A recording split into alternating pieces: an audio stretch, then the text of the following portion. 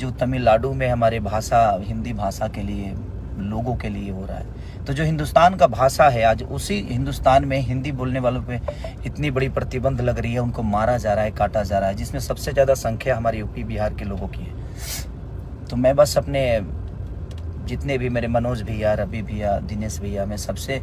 प्रार्थना करता हूं कि आप लोग प्लीज़, क्योंकि आप लोग सरकार में हैं, तो इस चीज़ को आप लोग जितना चाहेंगे तो इस सरकार से वो सरकार बात करके और हमारे हिंदी भाषा के लोगों के लिए और अपने यूपी बिहार करके खास करके लोगों की मदद हो सकती है।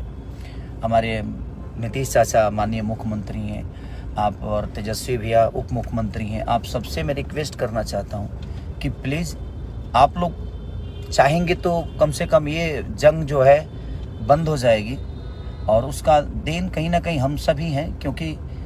अगर रोज़गार हमारे यूपी बिहार में इतनी होती तो शायद हमें दूसरे जगह जाने की ज़रूरत नहीं है। तो ये विषय नहीं है, बट धीरे धीरे सारी चीज़ें हो ही रही है और होगी। लेकिन अभी जो सिचुएशन है वो बहुत दयनीय है, बहुत निंदनीय है कि वो आज अपने ही देश में अपने ही लोगों के द्वारा हिंदी बोलने पे इतनी प्रतिबंध है कि आप हिंदी बोलेंगे तो शायद उसके लिए आपको मारा जाएगा, काटा जाएगा। तो मैं सबसे जो भी सरकार में है उनसे रिक्वेस्ट कर रहा हूँ कि प्लीज़ आप लोग थोड़ा सा अगर ध्यान देंगे, क्योंकि आज आप लोगों को भी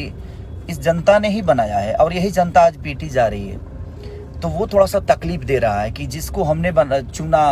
आज हमारे लिए कुछ नहीं कर पा रहे हैं। तो मैं तो सरकार में हूँ ही नहीं, लेकिन मेरे तरफ से जो भी मदद होगी आप लोग बोलिए मैं करने के लिए तैयार हूँ, लेकिन मैं